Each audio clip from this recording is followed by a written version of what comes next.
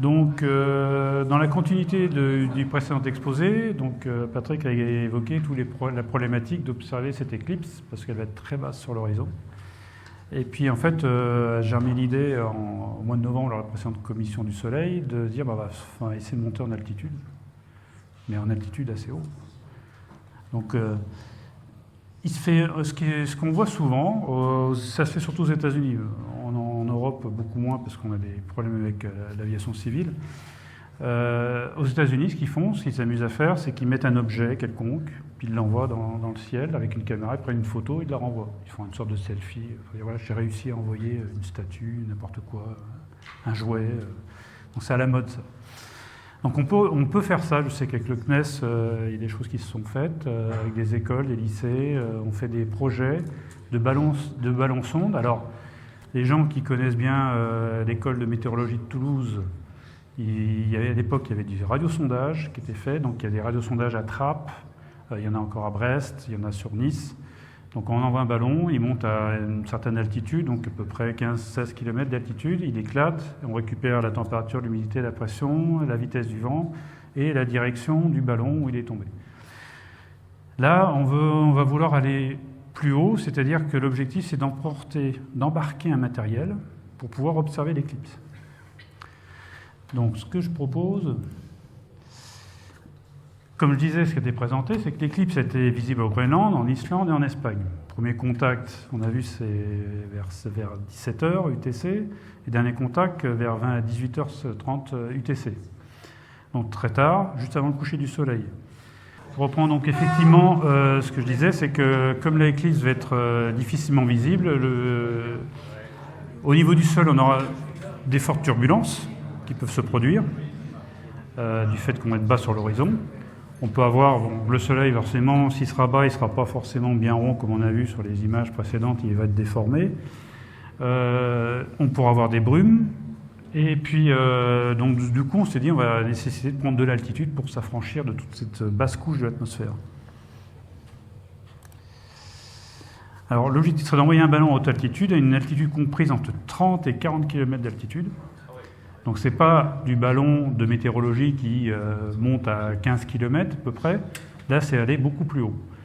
Donc là, on est déjà 40% de la limite de Kramer, quand même pas mal. Dès qu'on dépasse la troposphère, donc on arrive dans la stratosphère, l'air est beaucoup plus stable. Sur des vidéos, on voit très bien quand on lance un ballon avec une caméra, la caméra se met à tourner dans tous les sens, puis à un moment donné, hop, ça se stabilise.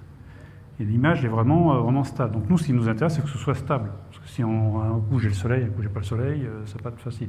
Sachant qu'en plus, la problématique que l'on a, c'est que la durée de l'éclipse est relativement courte. Donc il faudra la choper au moment exact de la totalité. Donc il y a une phase de montée, une phase de stabilisation, mais c'est pareil, le ballon a une durée de vie limitée dans le temps. Parce que lui, il va augmenter en volume, et à un moment donné, il va éclater. Donc s'il éclate avant qu'on ait pris l'éclipse, c'est un peu embêtant. Donc, il faudra calculer le départ pour que ça arrive au bon moment pour faire l'observation. Donc, le matos supporte les conditions, puis il faut le récupérer aussi à la sortie. Exactement. Donc la problématique, l'avantage de ça, c'est qu'on a un air plus stable, on est au-dessus de la couverture nuageuse, parce qu'on est au-delà de 15 km d'altitude, donc on n'a plus de problème d'atmosphère, beaucoup plus stable. La charge utile maximum qui sera autorisée, c'est 3 kg. Donc ça veut dire qu'on ne va pas envoyer un icône dessus, donc il faudra plutôt des caméras, petites caméras, mais avec une optique qui soit de bonne qualité. Filtre solaire amovible, parce qu'effectivement, on aura, avant la totalité, on aura le rayonnement solaire pour qu'on puisse l'enlever et voir la totalité de l'éclipse. Il faut pouvoir transmettre l'information, parce qu'il y a deux possibilités. Soit je fais l'acquisition sur place, et puis je récupère plus tard l'acquisition. La probabilité que je le perde n'est pas négligeable. Donc l'idéal, c'est faire les deux, l'acquisition sur place et réception en temps réel, donc un système de transmission avec une antenne pour pouvoir le suivre. Localisation par GPS, en espérant qu'il n'y a pas trop d'éruptions solaires, pour éviter que... bah oui, c'est lié avec... Donc, parce que pourquoi déjà le suivre ou le moment de l'ascension, mais surtout parce que à 40 km d'altitude, on ne le verra pas, ça c'est clair. Et surtout au niveau du retour. Parce que si on veut récupérer le matériel, il faut qu'on puisse le pister. Donc ça, on fait il y a des choses qu'on fait en radio amateur, c'est la chasse au renard.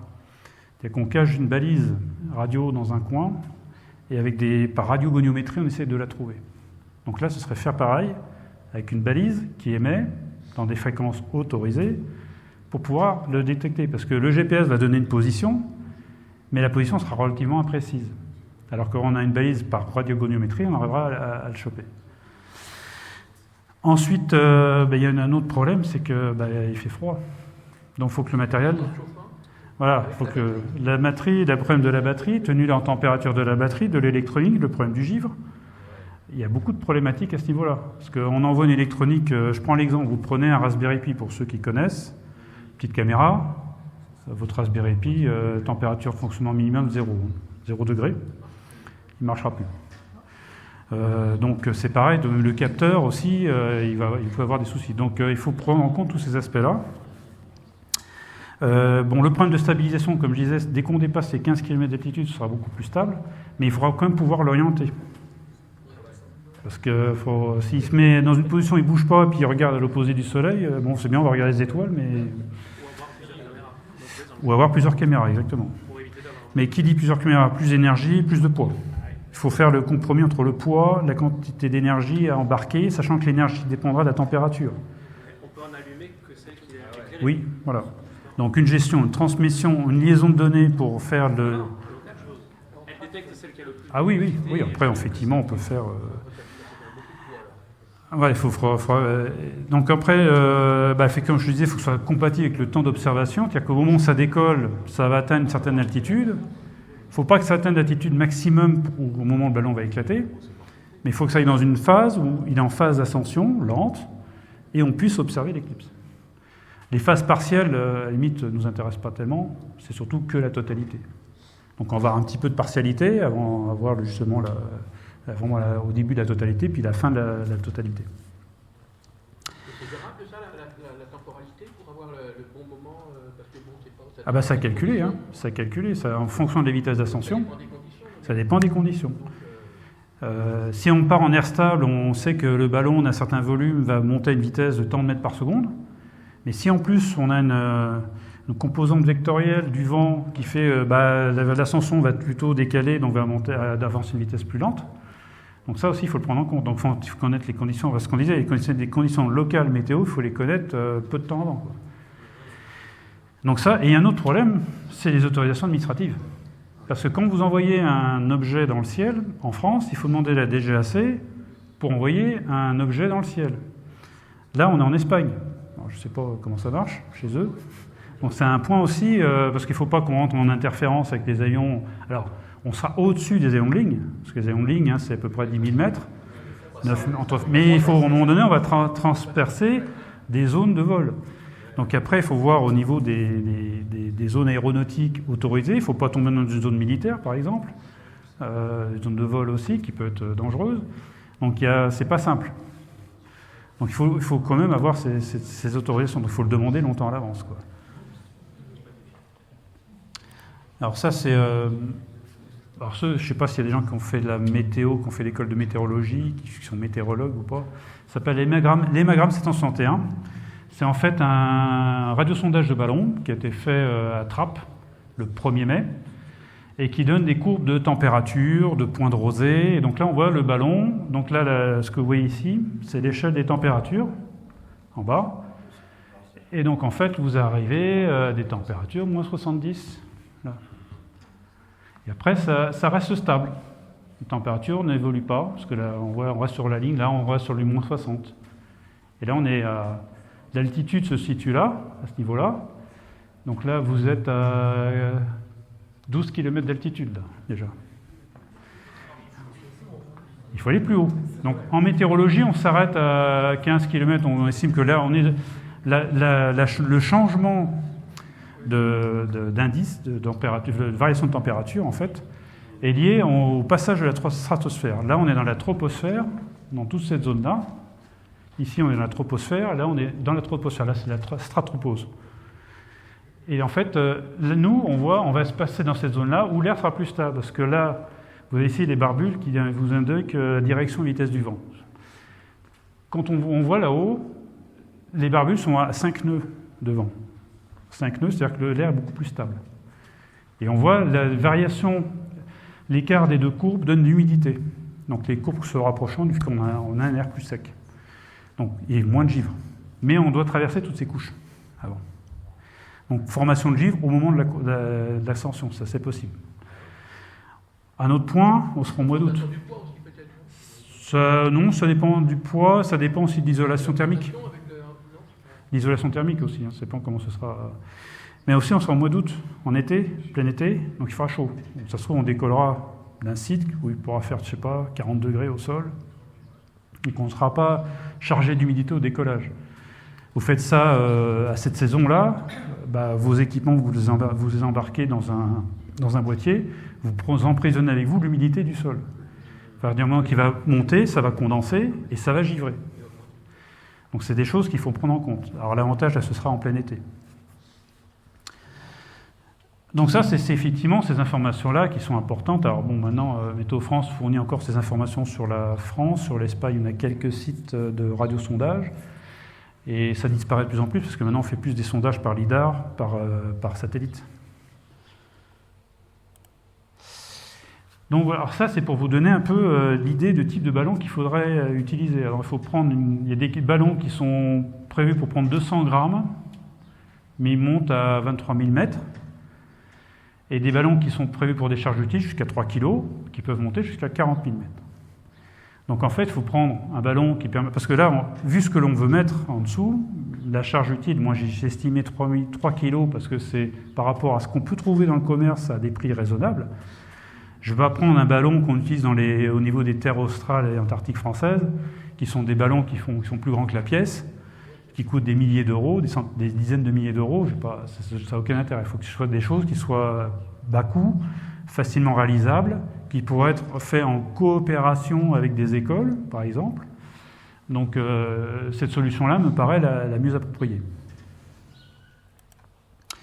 Voilà l'exemple type de ballon. Ces ballons, c'est une sorte de latex qu'on gonfle à l'hélium.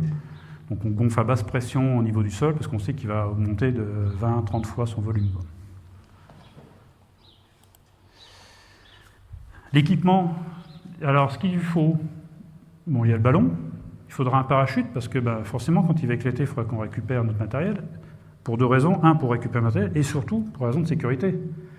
Si vous avez une charge utile de 3 kg qui descend de 40 000 mètres, ça risque de faire des dégâts. Voilà, c'est pas terrible. Voilà, donc on risque d'avoir des problèmes après.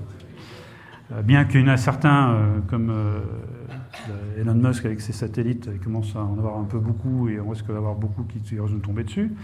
Ensuite, on a dans la réglementation, en France avec la DGAC, c'est obligatoire d'avoir un réflecteur radar pour pouvoir le détecter, pour prévenir la circulation aérienne. Attention, vous avez un objet qui est à tel endroit, donc éventuellement le contourner. La nacelle scientifique, et puis un système antennaire pour transmettre les informations. Donc en fait, quand on dit c'est 3 kg de charge utile, c'est 3 kg qui prend la somme de tout ça. Le poids du parachute, le poids du réflecteur, le poids de la nacelle, voilà, c'est tout. La vraie charge utile du projet. Alors le réflecteur, c'est très simple. C'est ce qu'on utilise pour l'astronomie, c'est une feuille de millard. Montée sur c'est en fait une sorte de... on le voit, je vais vous montrer à quoi ça ressemble. Voilà, ça ressemble à une espèce de truc comme ça, c'est une structure comme des cerfs-volants, c'est très léger. Alors ça fait moins d'1 kilo, enfin ça fait quelques dizaines de grammes, quoi. Le parachute, c'est pareil, c'est pas très lourd. Il y a les filins. Après, la distance entre le ballon, il ne faut pas oublier, c'est que le ballon il va prendre du volume. Si on est accroché trop près du ballon, à un moment donné, il va tellement prendre de volume que bon. Il faut compter 2 kg de vraie charge utile. Voilà, c'est ça. Donc là, c'est un exemple, ça c'est une vieille représentation. On montrait un peu, quand on montait en altitude, le ballon monte, et à un moment il explose, et on doit le récupérer. Alors ce qu'il faut savoir, c'est que Météo France, ils font de moins en moins de sondages, parce que ça a un coût.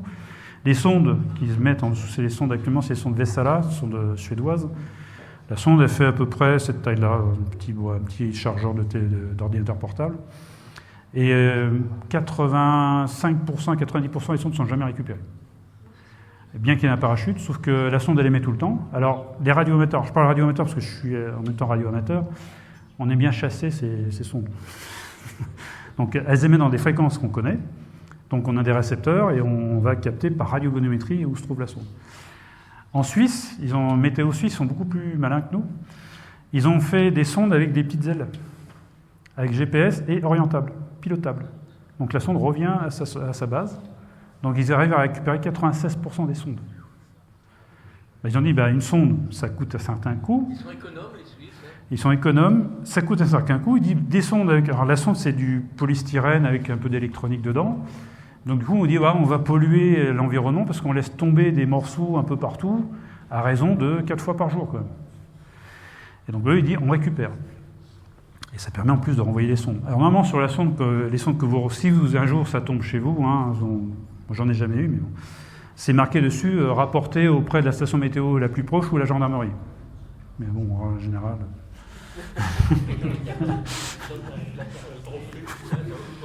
Là, c'est l'image du ballon au moment où il éclate. Donc là, on se situe à une altitude. Alors, on voit que le ciel est bien noir à cette altitude-là. Donc, on est vraiment en dehors de l'atmosphère. Donc, le ballon éclate. Alors, c'est violent. D'un coup, le ballon éclate et là, tout se met à tourner dans tous les sens. Puis là, la chute est assez rapide. Alors, ça, c'est le site d'une société que j'ai trouvée qui, elle, vend du matériel pour faire des ballons stratosphériques. Donc, vous pouvez acheter des petits ballons, des gros ballons, des nacelles. Ils font même, ils sont très utilisés pour faire des vidéos, des films pour le cinéma. Donc, ils ont développé des systèmes faits en impression 3D avec 8 caméras qui filment des vols en ballon. Donc, cette société-là permet effectivement d'acheter des kits. Ça va du simple ballon qui fait 200 grammes de charge utile à, je crois, le moins cher est même pas une centaine d'euros. Et celui que j'ai trouvé qui peut même prendre une charge utile de 3 kg coûte 800 euros. Voilà. Ça, c'est le ballon. Après, il faut acheter louer auprès d'Air Liquide une bouteille d'hélium pour faire le remplissage. Et puis après, la nacelle. On peut acheter le parachute, fabriquer soi-même les réflecteurs radars, puis la nacelle, c'est à nous de le faire, pour que ça soit le moins cher possible, avec de l'électronique de base. On a beaucoup de petits kits qui permettent de faire fonctionner. Le seul truc, c'est qu'il faut que ça tienne les températures. C'est ça. Donc en fait, ce que certains ont fait, ils ont fait... Ah non, c'est clair. Après, il faut s'orienter vers de l'électronique industrielle, des composants industriels qui font du moins 85 plus 120. Mais là, il faut développer la chose. Si vous prenez des kits, je prends l'exemple du Arduino, par exemple, ou du Raspberry Pi, alors c'est bien, ça fait plein de choses, mais oui, à ce niveau-là. Voilà. Mais certains ont réussi à le faire quand même, avec une isolation thermique, plus un petit chauffage dans la nacelle. Donc l'électronique était montée sur un petit élément chauffant, pour pouvoir chauffer l'électronique, avec une isolation, il y avait ça à peu près d'épaisseur d'isolant, sachant que le vol dure un vol complet, donc décollage jusqu'à la chute, à peu près 2h30. Donc il faut qu'on décolle 2h30, enfin à peu près 2 heures, un peu plus de 2 heures, avant d'arriver au niveau de l'éclipse, enfin au même moment que l'éclipse, à l'altitude voulue. Donc il faut tout calculer. Alors pour faire ça, pour faire ce genre de choses, ce genre d'expérimentation, il faut, avant de dire on va aller en Espagne, l'idée serait d'aller en Espagne, forcément, si possible, au même endroit où tout le monde sera, comme ça, plus il y a de monde, mieux c'est. Le seul truc, on n'a pas la contrainte des reliefs, des forêts, on a juste la contrainte des éoliennes, par contre, parce que si elles commencent à hacher le ballon, c'est pas terrible. Donc ça... donc il y a cet aspect-là, et puis on dit, voilà, j'arrive avec mon expérimentation, je n'ai jamais essayé avant. Qu'est-ce qui me dit que mon électronique va tenir ces températures-là? Donc il faut l'essayer. Alors après, je sais que dans certains laboratoires, on a des étuves pour mettre l'électronique à une température, on va le descendre à moins 70, moins 80, on va le faire fonctionner 2 heures, on va voir comment l'électronique fonctionne, s'il n'y a pas du givre, des choses comme ça. Ça, on peut faire. Mais il faut soit accéder à un laboratoire, soit se faire aider d'une société qui a des moyens techniques et qui, dans le cadre de l'association, permettrait de mettre à disposition ces moyens. Ça, c'est ce qu'il faut voir en interne. Et puis faire aussi un essai en réel. C'était pas pour observer, faire l'éclipse, parce que l'éclipse, elle ne sera pas présente au moment où on va faire l'essai. Vérifier que le ballon monte bien, qu'une fois à une certaine altitude, on obtient les observations, et qu'on arrive à récupérer le matériel. Ça, c'est aussi une chose importante. Parce qu'il faut savoir, c'est que là, ils ont fait un lancement à Calissé, dans le nord de la France. C'était à côté de chez moi, donc côté de Forges-les-Eaux, en Seine-Maritime.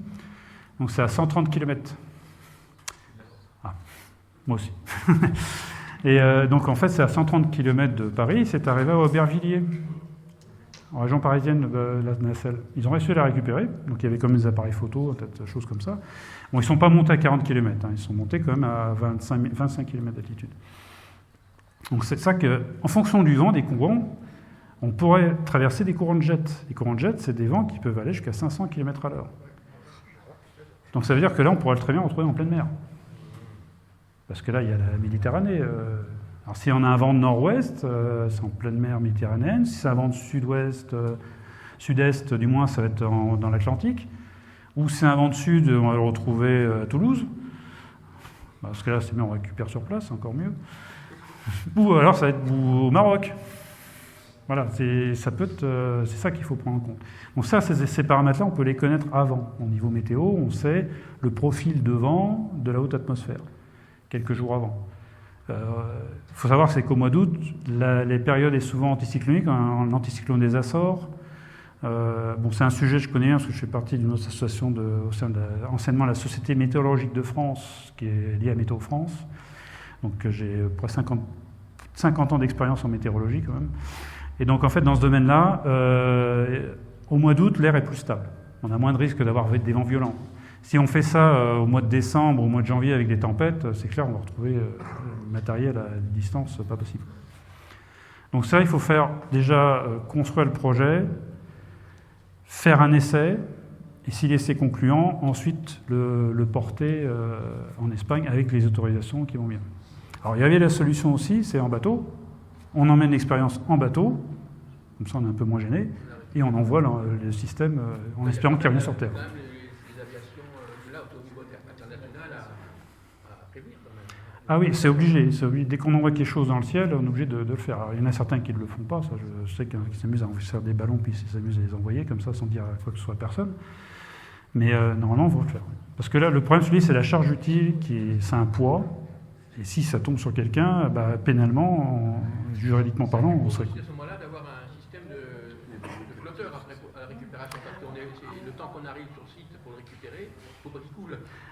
L'idée, il ne faudra pas qu'il tombe en mer, dans une zone humide, en fait. Soit une mer, une rivière, ou quoi que ce soit. Parce que... Non, mais si on l'envoie d'un bateau pas loin des côtes, qui peut retomber sur Terre. Donc la probabilité, ça dépend du vent. L'orientation du vent, ça a beaucoup de paramètres. Hein. Donc voilà. Je ne vois pas l'avantage d'envoyer d'un bateau. L'avantage d'un bateau, c'est que c'est par rapport aux autorisations. C'est peut-être plus facile à obtenir si on part en mer que si on se met à un endroit avec notre bouteille d'hélium, tout notre matériel, et puis dire les autorités locales vont dire non, ouais, vous avez du matériel dangereux, hors de question, vous n'avez pas le droit de vous installer. C'est ça le risque. Techniquement parlant, je pense que c'est faisable, il n'y a pas de difficulté. Le problème, c'est plus un problème d'autorisation. En France, je sais qu'en France, il y a des situations un peu parfois limites. Vous venez avec votre bouteille de gaz. On augmente quand même la probabilité qu'il retombe en mer si on l'envoie depuis la mer. Ça dépend du vent et ça dépend des distances d'où on l'envoie. Si on est au milieu de l'Atlantique, oui, la probabilité est très élevée. Et la probabilité de le récupérer est quasiment nulle. Si vous avez un objet qui va faire cette taille-là dans une mer où il y a de la houle,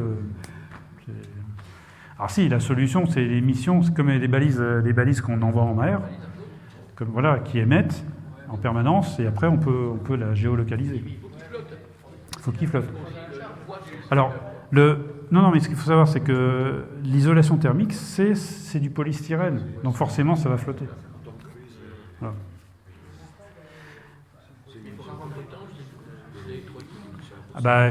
Après, on fait ce qu'on a. Alors nous, ce qu'on fait dans mon domaine, on fait du compound, c'est qu'en fait, on enrobe l'électronique avec une résine, fait qu'elle est totalement étanche. Alors on l'a dans le domaine de l'électricité, quand vous avez des gaines techniques qui passent sous terre, On fait des gros blocs en plastique, on fait les connexions dans le bloc et on en remplit d'une résine. Comme ça, il peut pleuvoir dessus de la terre, n'importe quoi, ça ne bouge pas. Mais ça alourdit, parce que le compound, c'est un matériau qui on rajoute du poids, quoi. Donc il y a tous ces paramètres à prendre en compte, quoi. Est-ce qu'on est limité à 3 kg au-dessus de la mer? Si ça retombe Non. forcément en mer? Bon, je pense pas, non. Là, le 3 kg, c'est pour atteindre les 40 km. Mais si on a un peu plus, on n'atteindra pas les 40 km, mais on montera quand même suffisamment haut. Réglementairement, on n'a pas le droit de laisser tomber plus de 3 kg. C'est ça. Mais dans la mer, est-ce qu'on a le droit de laisser tomber plus de 3 kg? Alors ça dépend si au niveau des côtes, par rapport aux zones territoriales ou internationales. Il faut être suffisamment loin. Donc ça Quand un satellite Starlink qui tombe, on ne se pose pas la question si le poids qu'il fait. Hein. Quand il tombe, il tombe. Hein. Après, la probabilité qu'elle est très faible. Enfin, qu'il tombe sur quelqu'un qui tombe, parce que Mais elle n'est pas nulle. elle n'est pas nulle, mais elle est faible. Et statistiquement, à partir du moment où, en termes de risque, vous dites que je ne suis pas à une probabilité égale à 0, forcément, il y a un risque. Donc, qu'est-ce qu'on fait? Principe de précaution, je prends le 0,0001% que ça tombe. Donc, c'est lui que donc, vous allez mettre toute la réglementation sur ce 0,001%. Bah, si tout le monde est concentré sur la ligne, et puis après, une fois que le ballon tombe en dehors de la ligne, il n'y aura personne. Hein, qui sont tous concentrés sur la ligne de centralité. Donc, c'est plus simple. Donc, voilà. Si on lance un ballon, finalement, on n'a pas forcément besoin d'être au plus proche du Portugal. On peut être à l'opposé, là où il y aura moins de monde, moins de population. Oui, oui, ah oui, tout à fait. Et du coup, En espérant qu'il aille sur la ligne. Hein. Bah, il faut qu'il soit près de la ligne, il faut qu'il parte. Il faut qu'il reste aussi dans le couloir à 40 000. C'est ça. Ce qui n'est pas évident. Donc en fait, il faut calculer en fonction du vent, dire voilà, il faut que je l'envoie de tel endroit pour être sûr qu'il va arriver dans l'endroit où se trouve cette zone de centralité. Alors la bande de centralité est relativement large. Il y a aussi, mais comme on va être beaucoup plus haut, on va avoir donc le soleil sera beaucoup plus haut du La sud. bande sera peut-être pas de la même. Ah si, ce sera pareil. Oui. Donc c'est la même largeur. Parce que là, le cône, en fait, par rapport à la distance, c'est négligeable. Par rapport à l'altitude, c'est négligeable. C'est sur les 400 000 km, on fait 40 000. Donc,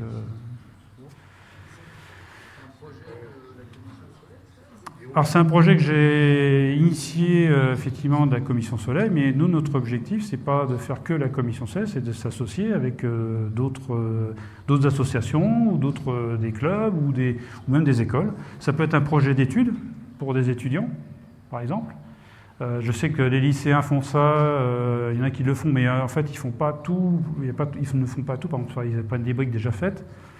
Mais après, si là, nous, on veut quand même orienter, c'est vraiment un projet orienté pour l'astronomie, pour l'observation solaire. Donc là, effectivement, oui. Alors, je n'ai pas estimé le prix du projet globalement, mais là, hors la partie nacelle, je prends l'aspect ballon, parachute, réflecteur, et puis éventuellement la coque vide de la nacelle, il faut compter 1 500 € à peu près.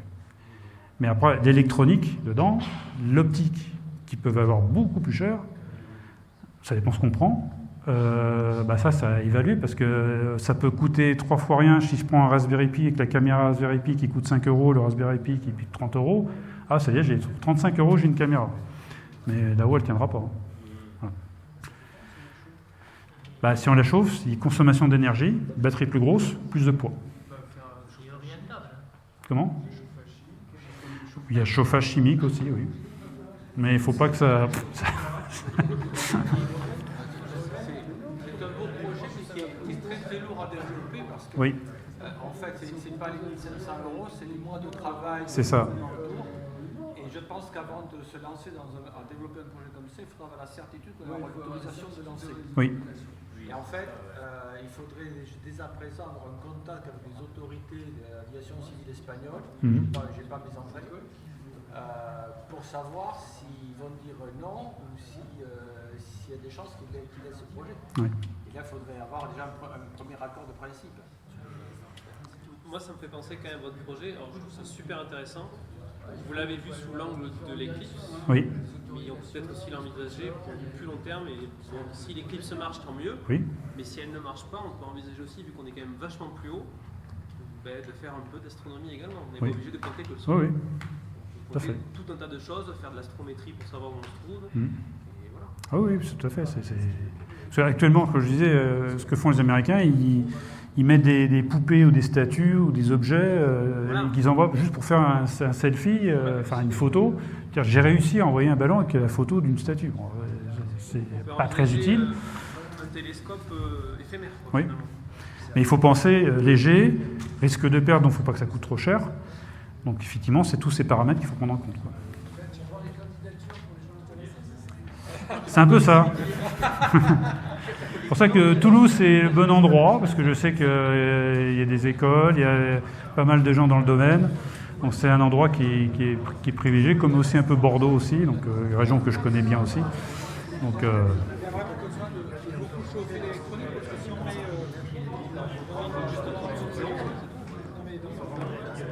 du polystyrène. du polystyrène Oui. expansé, Oui. a priori à l'intérieur du polystyrène, Bah, ça doit normalement, rester quand même assez longtemps parce on vole pas longtemps. On ne vole pas longtemps. Le vol dure pas longtemps. Donc je sais qu'il y a eu des essais qui ont été faits avec une électronique standard du commerce, et ça, ils ont réussi à faire des images, et actuellement ils le font, jusqu'à l'éclatement du ballon. Et ils ont une épaisseur comme ça de polystyrène plus de mousse expansive. Ça me baignait dedans, et bon, la température descend doucement, mais ça tient quand même. l'électronique elle-même chauffe. Oui, oui. Comme c'est pas très long, effectivement. Donc c'est effectivement... parce que le chauffage, bon, c'est bien, ça permettrait de faire fonctionner plus longtemps. L'inconvénient, c'est la consommation d'énergie et le poids supplémentaire. Pour faire le pointage, ça va être compliqué quand même. Bah, c'est un peu ça. C'est pas l'électronique, c'est de la mécanique. C'est soit de la mécanique, ou alors sinon c'est une sparklette d'air comprimé ou de CO2, comme des micro-fusées pour diriger... Un drone, oui, mais là, le problème de la densité de l'air est assez faible. Hein. Le drone, il va plutôt d'abord tomber avant de pouvoir... Pour la récupération, oui.